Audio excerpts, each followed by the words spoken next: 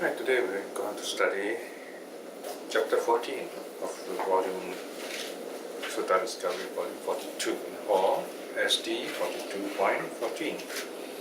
Malika Kalakata Kosala Sutta. Now, the original title of this sutta is simply Kosala Sutta. Here, Kosala refers to a kingdom, a very big kingdom in India in the Buddha's time, and also to the king, whose name is also Kosala. King Pasenadi Kosala. Kosala is a sort of family name. Pasenadi Kosala was also, or is also, a very devout follower of the Buddha since the Buddha got enlightened. They are the same age. So he often comes to see the Buddha. Sometimes he'll ask the questions, sometimes he himself will kind of think of some teachings, and then he will kind of share with the Buddha, and then the Buddha will comment on it. In fact, there's a whole chapter called the Kosala Samyutta, which records conversations between the Buddha and this king. And this king married a woman called Malika. Okay? So this sutta talks about her death.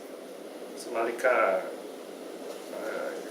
if my memory serves me well, is the chief queen, first queen of this king. So she suddenly died. She was a very virtuous woman.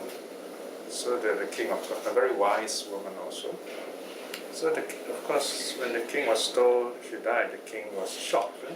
So this is an interesting record of how he reacted and how the Buddha counseled him.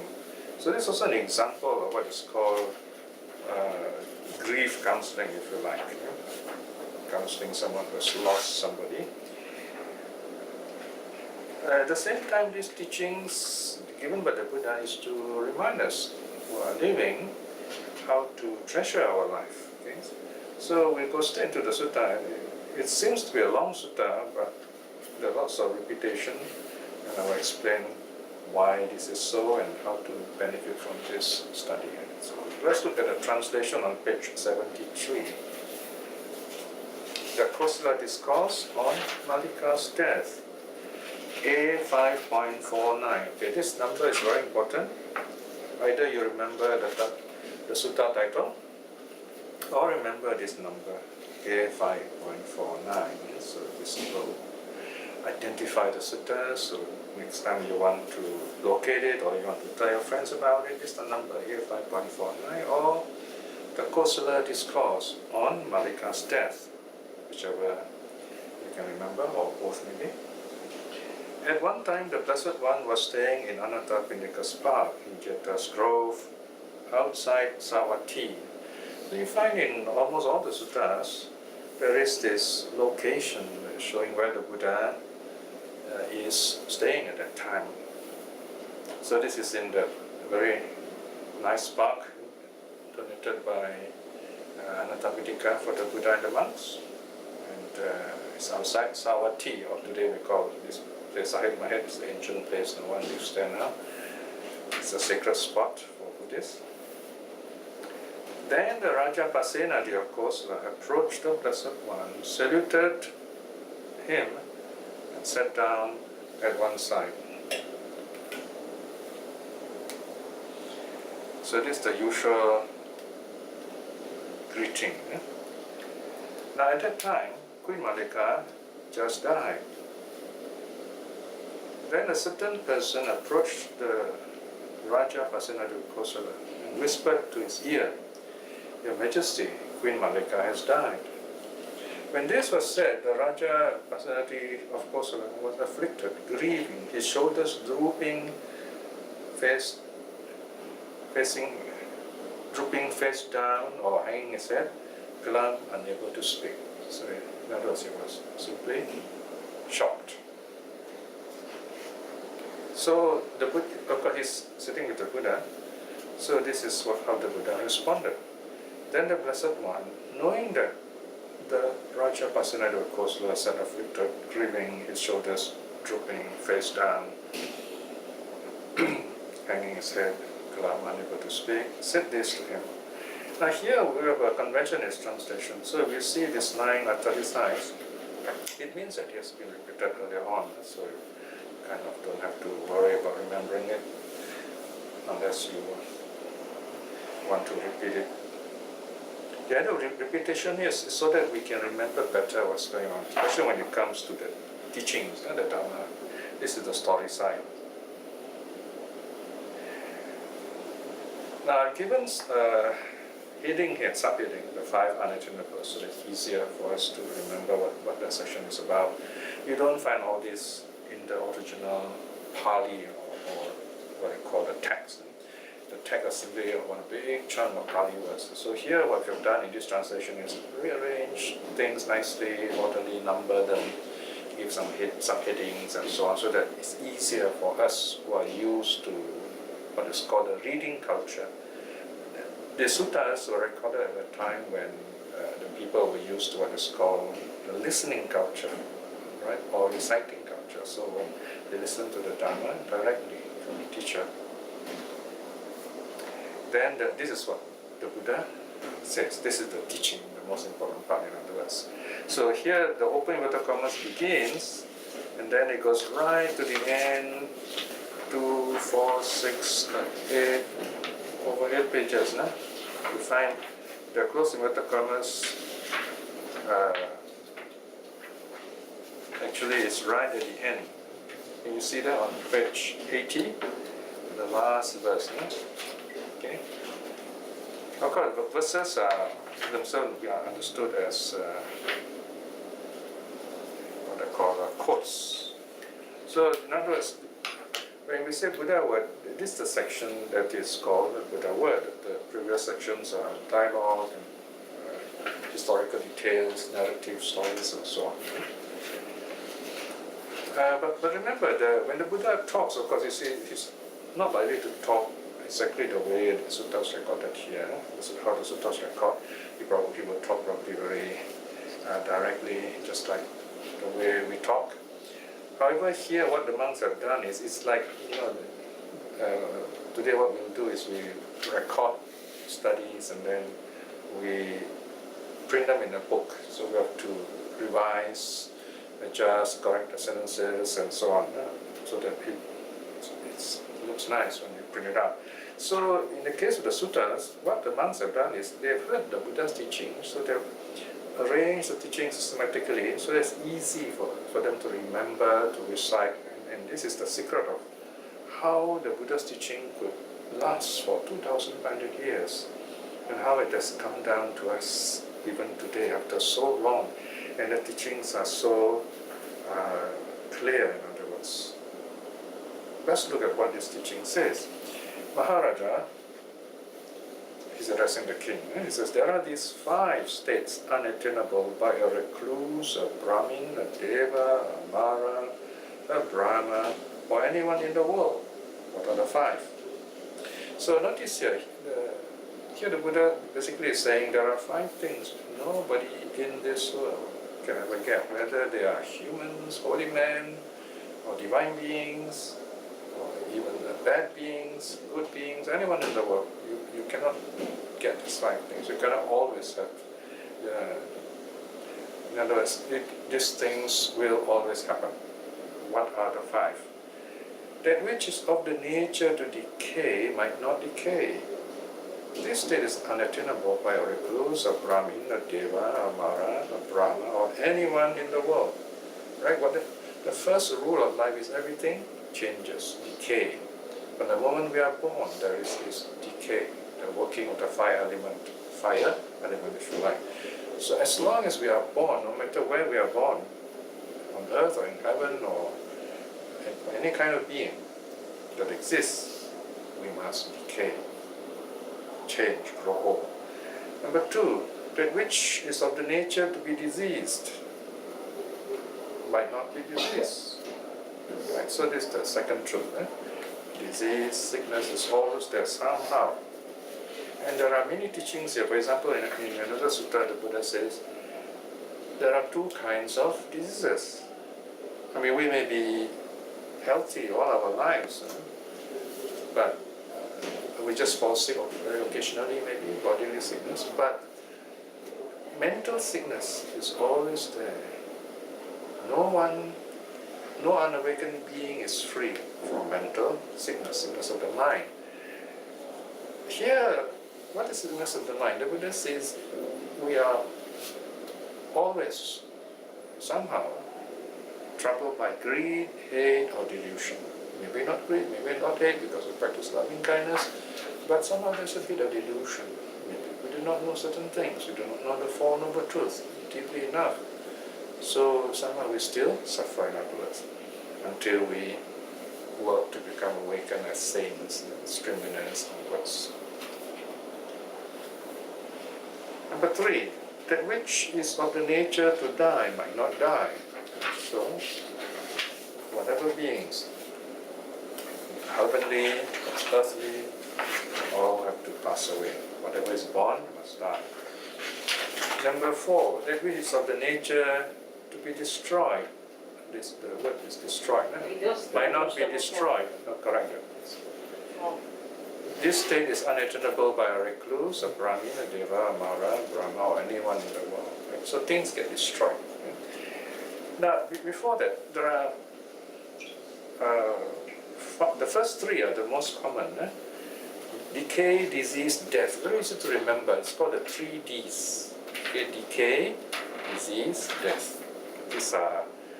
These 3 characteristics, if you like, are what Prince Datta saw. According to the Sunday school story, he saw a sick man, a dead man, an old man, a sick man, and a dead man, right? So this is what we call personification of the 3 bad things. An old man, there's old age or decay, and then a sick man, there's disease, and then the dead man, there's death. This sutta adds 2 more. Okay, so characteristic number 4 is destruction. Whatever we have, we go shopping, we buy new things, maybe we buy food, and nowadays when we buy food, we just check when it's the run-out date, right? Because if you don't use it by that time, or rather if you wait too long and the food gets spoiled, that's the meaning of destroyed. Sometimes we even things we buy, phones, cameras, cars, and so on, also get broken, right? So that's the meaning here. Things get broken. Even our body gets broken. And number 5, that which is of the nature to fail, right, might not fail. Okay, so this number 5. I just correct it. While we are studying, we also check the translation, but this is still draft. Right? So this last one is very important, especially in a place like Singapore, in urban areas where people work for success, very important to them. But the very fact that we think of success means there is something that's not successful. That's called failure. And we learn a lot from failure. We learn a lot from when things do not work out the way that we want to work out. Right? So this is the summary of the teaching. Okay, the Buddha said these are 5 things: decay, disease, death, destruction, failure. Right? These things will happen in this world. And then the next section you have the details in 2 parts. So this first one is called the untutored worldling. So this is someone who is not interested in the Dharma, who doesn't care about learning the suttas and so on. It's the first part. And this part stretches to page 76 at the bottom. The second part, you have the wise noble disciple. So there are 2 parts. So this is a very common structure in suttas. You find the first half is the negative statement, and the second half is a positive statement. What happens if you don't practice, and what benefits you get when you practice. Now let's look at the first part, the negative section first, the untutored worldling. Notice the subheading, it says decay, not reflecting on it, we suffer. Maharaja, for an untutored worldling, what is subject to decay decays, grows old. Okay, so here this line means if you compare with on the other side, the The Buddha says even if someone who is a practitioner, someone who is good, even a saint, the same thing happens. What is subject to decay, decays for us. Whatever must decay will decay. When what is subject to decay does decay, he does not reflect us. Right? So in the case of this person who's not wise, who's not a practitioner, who doesn't care for the Dharma, when something decays, say the body, right? You grow old, or something is decayed, he does not think like this: I'm not the only one who subject to decay decays. For as long as there are coming and going and passing away and rebirth of beings, for all these beings, what is subject to decay decays. And when what is subject to decay decays, if I were to sorrow, be stressed, moan, beat my breast, or lament, these are the common reactions which people in the Buddha's time do, even today, I would only fall into confusion. I would have no appetite for food too. My body would discolor or turn ugly too. I would not be able to get any work done. My enemies would rejoice. My friends would be saddened. So when what is subject to decay decays, he sorrows, beats his breast, weeps, falls into confusion. This Maharaja is called an untutored worldling, pierced by the venomous dart of sorrow, who only torments himself.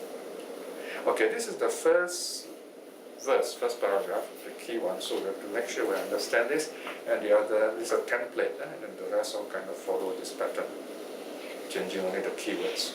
Now, first of all, the Buddha here uses first person speech. So in other words, it's like we are that person. So here, the one who is not trained, the one who doesn't listen to Dharma, doesn't practice, he does not see decay as decay. In other words, he has this idea that this thing is permanent, not changing. Like you buy something and it's going to last forever, something like that. So it does not reflect. So here, in other words, the Buddha is telling us we need to reflect in this way. In the second part, we'll come to this again. This whole sutta repeats itself, so when you listen to it, like you listen to this recording, you reflect. That is the first level of understanding, intellectual understanding, academic understanding. And it's not enough, I mean, people can say, oh, I heard this sutta before, and then they shut themselves off from the sutta. But they have not changed. Their lives have not changed. Remember, when you listen to a sutta, the purpose is to change our lives so that we are stronger, we don't suffer, we are happy, right? So this is where we got to go on listening, and each time we listen over many, many years, something changes in us. We become wiser. Wiser means what? You can directly see this truth in your own life, all around you, in other people, and you say, oh yes, now I know it's really true. Before this, you only say, oh, I accept it because the Buddha says so, or because Sutta says so, right? But you have not directly experienced it. So this direct experience is called wisdom. And next stage is you understand it so well that your mind is free from suffering. Then that's the level of sainthood and so on. Okay. So this is the beginning part. We got to reflect, right? So this person, he thinks that, oh, I'm the only one who suffers, right? So you find sometimes you have friends who have problems that they come to, they say, oh, why me? I'm suffering like this, as if it's the only one. But this is one thing good about literature. If you study literature or you read the newspapers even, you find a lot of people suffer. It's not just, of course, when we suffer, we think that, wow, things are really bad for me. Now, here it doesn't mean that your friend's suffering is not bad enough. For example, if someone comes to you and this person says, oh, I had a big problem with my spouse, and you say, oh, it's all right, you just dismiss it. That's not right either, because this person is suffering. This person is telling you he's suffering, and you say it's all right. I mean, it's not all right for him, he's suffering. So we never say it's all right to someone who's suffering. we listen, and then we try to understand, and we tell this person, how do you feel? What can I do for you to help you feel a bit better? Those are how we respond. But those are like first aid. It's like first aid in helping people. What we want to do now is, as practicing Buddhists, is to teach such people how they can prevent all this suffering from arising in the first place. In simple terms, I often like to use the word here, don't own the pain. Don't own the pain. Don't own the pain means don't use I, me, mine when you have a problem. Right? Don't say I am suffering. This person is doing this to me. Okay? This is the first noble truth, by the way. Reflection on the first noble truth. No? In other words, we say, okay, I have a problem here. Right? Something has happened. Something didn't work well. Okay? Or I'm sick or whatever. And then, what should I do now? What's the extent of the sickness? Where do I go from here, like that? So you're very practical, you're very clear, very wise. You solve the problem. You don't complain about the problem. Quite different things, right? I mean, you can look for 1,000 people and tell them you have a problem. Maybe none of these people will help you. Of course, I'm sure if you try hard enough, somebody may help you. But imagine if you understand how to look at these problems and solve it yourself. Isn't that more wonderful? So the sutras are teaching us this, right? Do not reflect and say, oh, I'm the only one. Right? So here you say, the reflection is, I'm not the only one who is subject to decay. Right? So now here the Buddha is addressing the king. So he's using a range of ideas to tell the king why he should not sorrow. For example, he says, if I were to sorrow, be stressed, mourn, or beat my breast, or lament it, right? I will be confused. No? Okay, here people do, mourn, they do feel sad. But if you look at the way people mourn, I'm sure you'll agree with me if I say it is cultural. Right? For example, you find the Chinese tend to make a lot of noise, very loud, louder better, because they feel that if they don't do that, the public neighbors might think that they don't love the deceased one. And that's terrible. Why is it terrible? Because then if they're not worthy of the property and so on. So it's a very kind of almost a speculative idea that people might say bad things about them. Right? So it's a face idea. It's a face culture. On the other hand, you find in other cultures people don't cry so loud. Some in Thailand, although they're Buddhists, you find they don't cry so loud like the way the Chinese would. So why? Because in Thailand, maybe the Japanese too, who are very deep in Buddhism, they take it as a matter of fact, and they're calm about it, and they're very cultured. We might even say that. So here the Buddha is saying all this loud crying, if you just do it to show that you're worthy of the heritage and so on, is not proper. In fact, you might even say, it's almost like you are looking down on the dead. You're not really respecting the dead, because you should be doing loving kindness. You should be get together and remember the good things this person has done, dedicate merits to this person who's dying, so that this person has a happy rebirth. And that's what is our duty as living relatives, to send off this dying person happily. We should not be quarreling or having problems when someone dies, right? So this is dealing with someone who has died. So here the Buddha tells the king, don't get into this kind of show of grief, then you get confused. You must be calm, in control of yourself. Then you won't be able to eat well. I mean, you find, for example, when someone dies, some family members get really get messed up and they can't eat, they fall sick and so on. Then you find everyone becomes very stressful. So one thing good about Chinese funerals, you find there's always something good to eat, right? Because we need the strength to finish, to show our last respects of someone who has died, okay? and keep his memory good and happy. So here, if we see something decaying, we make sure that we don't get into a negative mourning state. Then we will lose appetite, will not be able to take food, our health will be affected. my body would discolor too. I will look ugly, right? So here the Buddha is appealing to the way the king thinks, right? So as if you mourn, you find your health affected, your skin color also gets affected. I will not be able to get any work done. Right? So the king, as you know, is a very important person. If the king cannot function well, it's going to be very difficult for the court and the country.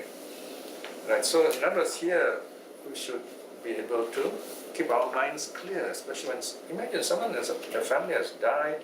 It's good to have someone whose mind is clear and you think things are properly done and arranged and so on, right?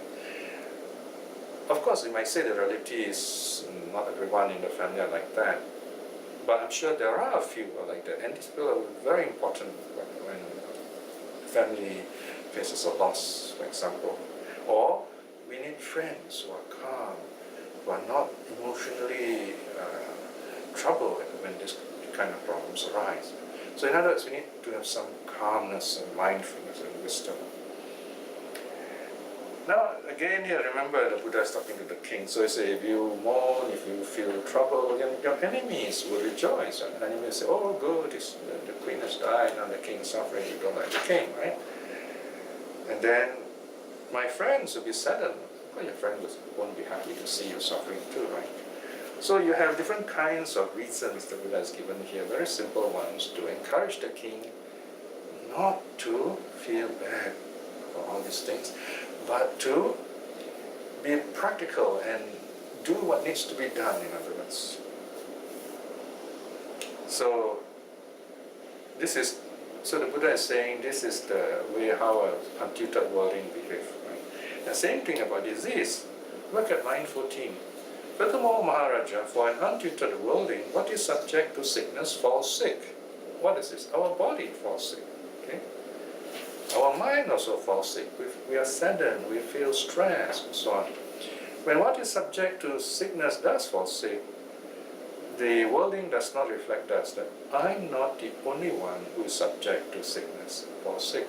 Notice this part where you're, in the first person, you're meant to reflect this. So this is the positive one. It's repeated many times, 10 times, so that you remember to reflect. I'm not the only one who, subject to sickness, falls sick. For as long as there are the coming and going, passing away and rebirth of beings, in other words, as long as there is life, for all these beings who are subject to sickness fall sick.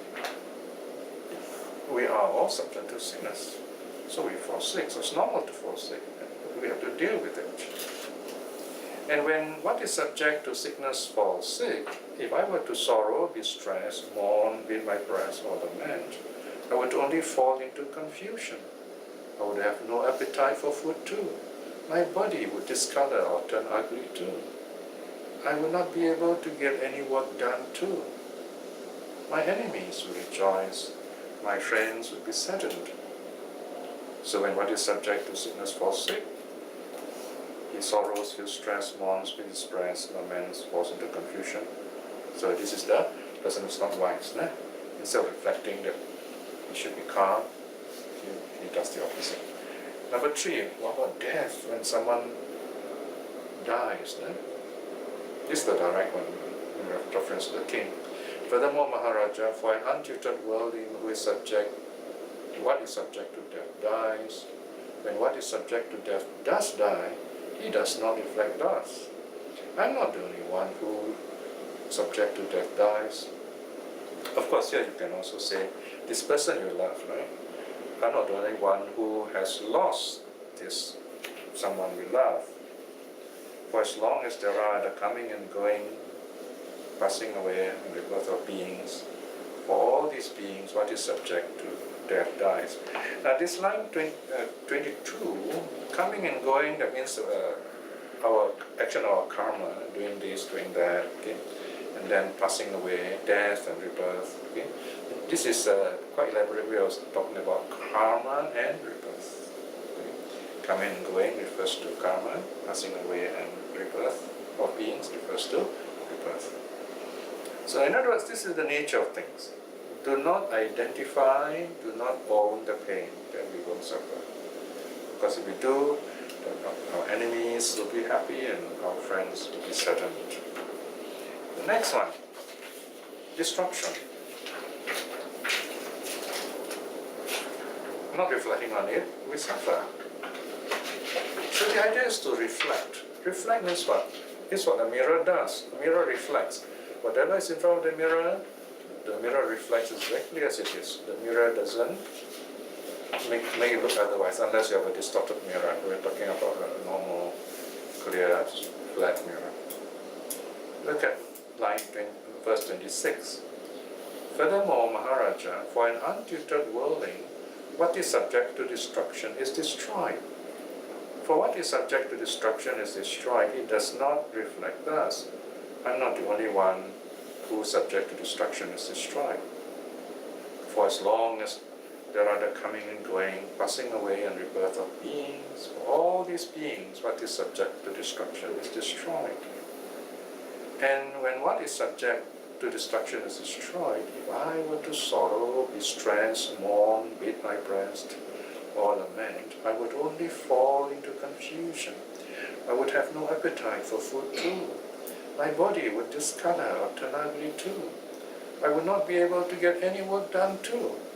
My enemies would rejoice, my friends would be saddened. That's how we should reflect, right? But the foolish person doesn't do this, so it's going to suffer. And number 5, failure.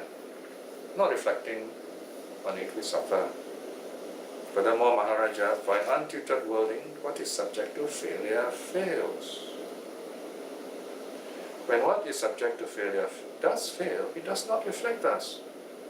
I'm not the only one who is subject to failure fails. Right? So don't identify with it. Don't just say I'm the only one suffering, because this is everywhere. Everybody faces some kind of failure. In other words, we've got to ask ourselves instead, what do I do about this? What do I do next? Where do I go from here? That's the right thing to us. You notice, if you just spend a few minutes, just reflect, just go back and just reflect on yourself, your friends, people you know. We have seen a lot of people suffering. We have suffered ourselves. We have failed ourselves. There were times, many, many years ago, we thought that, it's like the end of the world for us, like when we were teenagers even. However, we survived. If you can sit here listening to the sutta, you have survived. So imagine, more of these problems and issues are going to come somehow. Something is going to trouble us again. So you apply this system when those things arise, that we are not the only one who's going to suffer, but all this will pass. The idea is to reflect on impermanence. So this first part, the negative unhappy part finishes. The foolish person does not know how to reflect on this real nature of things. In fact, on the contrary, this person tries to own the pain. Okay? Now the second part is the happy one. So this is about the wise noble disciple. Wise noble disciple can be anyone in this case. You can refer to anyone, to the great saints, to the devout practitioners, to people like us. So it's included here. Look at number 6. Okay. Actually, here is the first one of the positive cycle. Decay. Reflecting on it, we suffer not. And Maharaja, for a noble disciple too, what is subject to decay? Decays or grows old. Notice, for a noble disciple, right? For good people, bad people, same truth. But the wise person reflects. When what is subject to decay does decay, he reflects thus. I am not the only one who, subject to decay, decays. For as long as there are the coming and going, passing away and rebirth of beings, for all these beings, what is subject to decay, decays. And when what is subject to decay, decays, if I were to sorrow, be stressed, mourn, beat my breast, or lament, I would only fall into confusion. I would have no appetite for food too. My body would discolor, turn ugly too. I would not be able to get any work done too. My enemies would rejoice. My friends would be saddened. So when what is subject to decay decays, He sorrows not, feels stress not, mourns not, beats not his breast, laments not, falls not into confusion.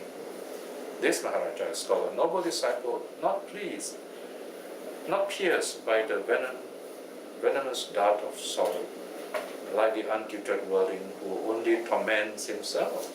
So who's torturing, who's causing the pain? We're causing the pain ourselves. The noble disciple is sorrowless. The dart drawn out attains nirvana himself. Okay?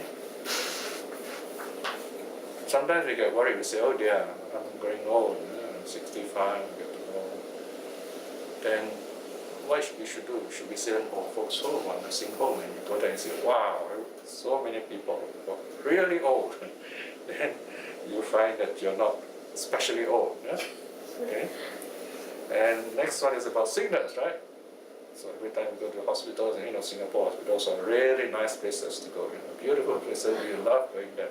But you find everywhere there are sick people, right? All kinds of people. I'm surprised when I go and check my eyes, check my heart. I also see young people there. Of course, mostly old people, but there are also young people. So everyone falls sick, sooner or later. Right? So this is the second reflection for the wise. Section 45.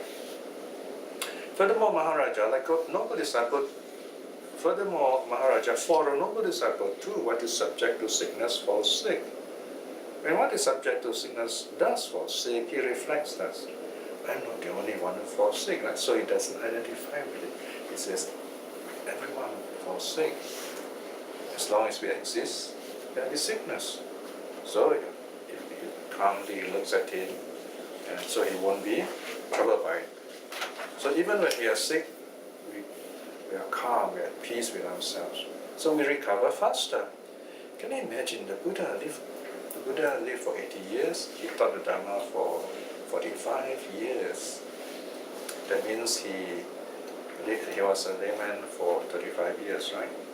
So he got enlightened around 35. That's according to our understanding from historical side. So imagine 45 years, every day is teaching. There's no holiday. The Buddha doesn't say, oh, today I'm off, okay, please cancel my appointments. There's no such thing. People can come to see the Buddha anytime. So much so that, how does the Buddha keeps time for himself? By meditating. One of his talking was meditating. So he meditates early in the morning, just before sunrise, at dawn. Imagine he's welcoming the day with his meditation of loving kindness. And then comes up the meditation, he doesn't immediately go for alms round. He sees who in the world he can help, and he goes out and helps them. Then he goes for his alms round. Or now he goes for his alms round and then help people. Then in the evening, as the sun, just before sunset, at dusk we say, the Buddha again goes into meditation for himself, right? So twice a day he goes to this deep, silent, personal retreat. Once he comes out of retreat, people will come and see him, or he'll be having meals. Of course, we're having meals, he won't talk, he eat very mindfully, and then after that he gives Dhamma talk, and then he may rest a while. And in the afternoon again, people come to him, ask questions, and he doesn't take dinner. Then in the evening, the lay people will come and congregate, and especially full moon days, and listen to him talk. And of course, by 10, everyone goes back. But we know from tradition, from 10 to 2, when you see the sutras, like Mangala Sutta, the sutta says, Abhikantaya Rattiya. Okay? When the night is far spent, when the night was over, meaning here, morning, the new day started between 10 to 2, the devas come and see the Buddha. So can you imagine his whole day, he's occupied with teaching Dharma. Then from around 2 to 4, the Buddha sleeps. 2 to 4, 2, 3, 4, that's about hardly 2 hours. No? Why did the Buddha doesn't need much sleep? Because he is a deep meditator. You find if you're a deep meditator, you need less sleep. But the Buddha rests in between, in his meditation, lying down when he's tired, especially when he's very old. And then when he gets up early in the morning, say around 4, he'll be doing his walking meditation. Then he sits meditating again. So that's the Buddha state, right? So imagine he's doing this for 45 years, He does fall sick.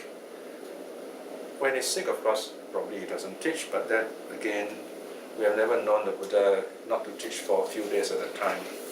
He will somehow still give teaching when he's sick. For example, he will talk about his sickness and then he will teach the Dharma about his sickness.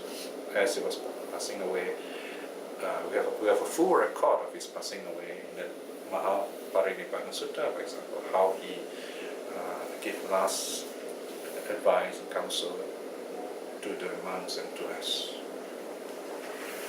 Right, so next one is destruction, right? Section 59. Furthermore, Maharaja, for a noble disciple who is subject to destruction is destroyed, when what is subject to destruction is destroyed, he reflects thus: I'm not the only one who, subject to destruction, is destroyed. For as long as there are the coming and going, passing away and rebirth of beings, for all these beings that are subject to destruction is destroyed. Right? So whatever is put together can be destroyed. So there's nothing special here. Or, if you like, you can say life is a package deal with these 5 things. So the noble disciple is calm. Then the next one, failure. Reflecting on it, we suffer not. Furthermore, Maharaja, for a noble disciple too, who is subject to what is subject to failure, fails. And what is subject to failure does fail, he reflects thus: I'm not the only one who is subject to failure. This failure is universal, it's everywhere. Even the Buddha himself does failure, right? We should not imagine, wow, the Buddha is successful all the time. Of course, we look back, generally we say, yes, the Buddha was a very successful teacher. Overall, that's true. But if we look into the details, there are suttas which show, for example, when the Buddha teaches the Dharma, nobody listens. Or they listen, but they did not gain any state. They didn't become enlightened, not even become a streamer at all. There is at least, I know, there is 2 suttas. For example, one is called the Udumbarikasihana Sutta. And there are also suttas where the Buddha tells us that sometimes we teach the Dharma, people don't listen, don't give up, don't feel trouble. Because once you teach the Dharma and people hear it, the seed has been planted. Right? You throw seeds on the ground, or you lovingly put seeds in the pot and you take care of it. It doesn't grow immediately, it takes time. Sometimes it takes a long time. But as long as you've done your job, you've taught the Dharma, that's it. You live it and you take care of itself. I have people sometimes coming to me after 20, 30 years, they already tell me, say, oh, thank you for your teaching. You taught me loving kindness meditation 30 years ago. I said, did I? I can't remember, so long ago. I said, but that meditation has helped me so much, and I'm so happy. And now he's a very successful CEO somewhere. So you find that people do listen somehow. Maybe they might not show it, but don't be discouraged when you teach Dharma. People don't seem to appreciate it. We just teach it. It's like you give away food to hungry people. Whether they eat it or not, we don't wait there and watch. We just leave it to them. And they will, at the right time, do what needs to be done. So the pro section finishes here.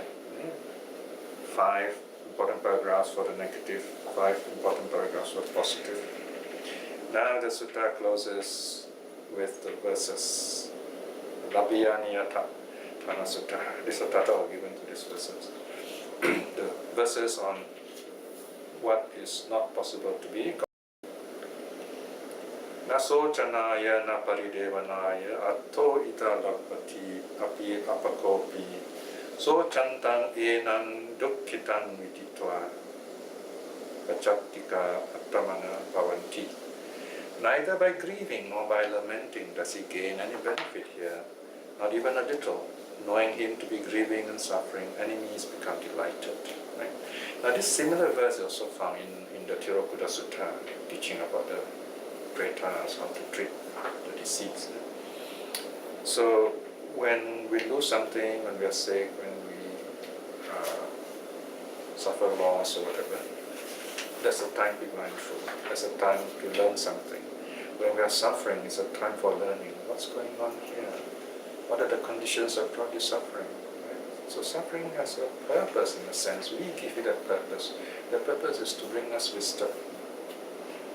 Yato chako pandito apadasu na vedati atta vinichayanyu pachatika sa dukita bhavanti yiswa mukhang avikarang puranan. But he who is wise, facing misfortune, is unshaken, knowing how to analyze himself. His enemies are afflicted, seeing his face of whole, unaffected. Right? So if you're calm, whether you gain something or you lose something, whether people praise you or don't praise you, whether you're happy or whether you are sad, whether you gain or lose, you're happy, you're calm. Right? You might say, how can I, when I'm sad, I'll be happy? Now, if something bad happens, let's say you lose a friend, of course you feel sad. A feeling of sorrow, in your heart you say, oh, this is sad because this wonderful person is normal. At the same time, you're calm, that's the meaning, happy, you're calm. And you say, okay, what do I do now? How is his children faring? How's the family faring? What can I do? Right? So you are calm and you're useful to others, the living. Now the next verse is a bit controversial. Very important to understand it properly. Otherwise we might misinterpret the Buddha's teaching. 76. Japena mantena subhasitena anupadanena paveniyacha yata yata yatta labeta atang tata tata tata parakameya. If by speech, wise thought, well-spoken words, by regular giving or tradition by which he will gain his goal, let him exert himself to such means. Okay, this translation is, there's no problem here. It's the Pali. Okay? If you translate the Pali literally, you might get a wrong meaning. Japena, japa, means to do magical chants actually, like chanting mantras. In fact, the next word is mantena, is mantra, okay? And subhasitena is proverbs. You see, what the Buddha often does is, he would use popular words of his time, but then he will change the meaning. He will adapt the meaning by interpreting in a Dhamma way. Take the word japa. Japa is something like you mumble some prayers, when you're afraid. I mean, nowadays you find Buddhists like to recite Amitofo and so on, those kind of words. That's japa, okay? Reciting some kind of chanting. So the Buddha says, well, if you find that helps, fine, you go ahead, do it, no problem. And so it's not like we Buddhists, we are not fanatical about that. We say it makes you happy, it makes you do good things, go ahead, do it. What about mantra? Mantra, of course, again, there are all kinds of Buddhist mantra like Om Mani Padme Hum and so on. Again, here on a simple level, you might say, well, if you chant that way and you feel happy and it helps you to be a good person, fine. But mantra or mantra has another meaning. It means wisdom. So this is what the Buddha means here, see? Wisdom, wise thought. So, and then Supasita is proverbs, wise words.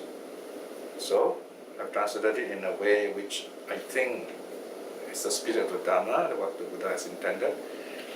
If by speech, wise thought, well-spoken words. If these things will help you, use them. Right? So we cannot say if by magical chants and by mantras. Of course, if you translate that way, then you have a hard time going to explain where the Buddha says, for example, in the Itta Sutta, the Buddha says, prayers don't work. If you want to be beautiful, you pray and you wish, you will never be beautiful. You want to be rich, you pray and you wish you'll never be rich, and so on. You want to be healthy, you pray and you wish you'll never get healthy. Instead, the Buddha says you must live a life which will conduce to that kind of state. You want to be rich, you got to live a life that conducive to riches. You got to work hard. And the Buddha specifically states here, you got to live a morally virtuous life, not just by praying. Okay? Just by praying doesn't mean you're good, but if you live a moral life, you keep the precepts, then you get whatever you're looking for. You're happy, you're worth it. In fact, if you look at this country, Singapore, how it is run, the very same principles, We are being taught to work hard. Not only work hard, we're taught not to simply wish for things, work for it. And not only work for it, make sure you deserve whatever you are working for. Live a moral life, don't get blamed for it. People cannot blame you. People cannot find any mistakes in you. Then whatever you get, you deserve it. So moral virtue is a very important aspect of our life. Moral virtue is what helps us to deserve the good things that we get or that we desire. Now the last verse.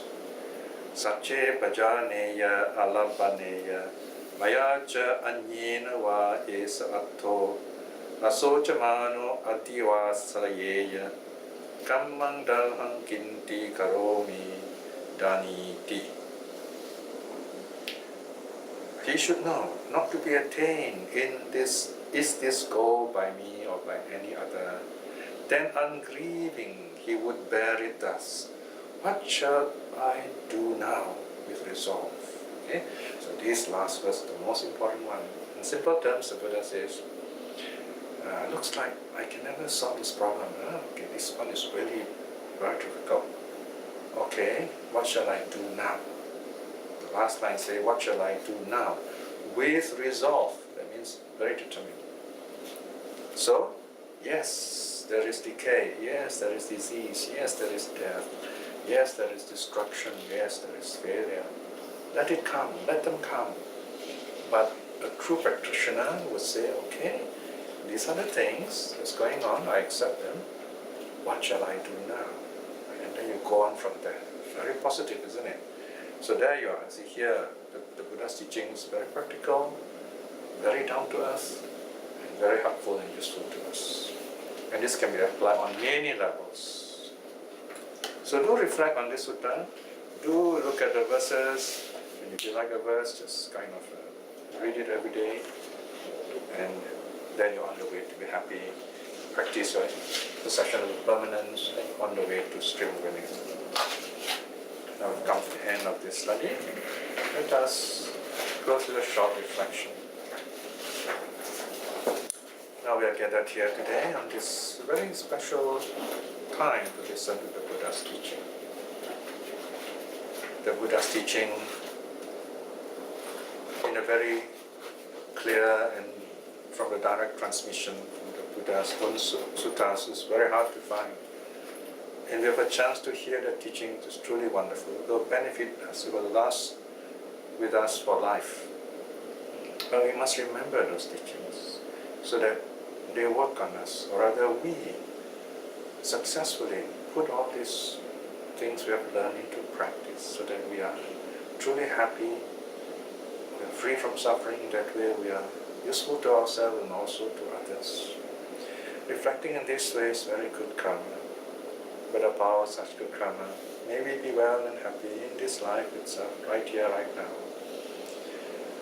And by all the good deeds we have done, by our generosity, keeping the precepts, learning the Dharma, and many other good deeds, may we attain spiritual liberation, namely stream winning in this life itself. In this moment of peace too, let us radiate our loving kindness to all the beings everywhere, to our loved ones, our teachers, and those who have helped us in many ways.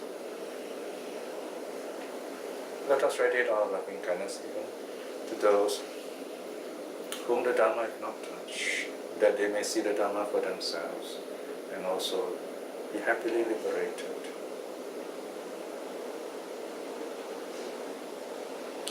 May all beings be well and happy. Sadhu, sadhu, sadhu.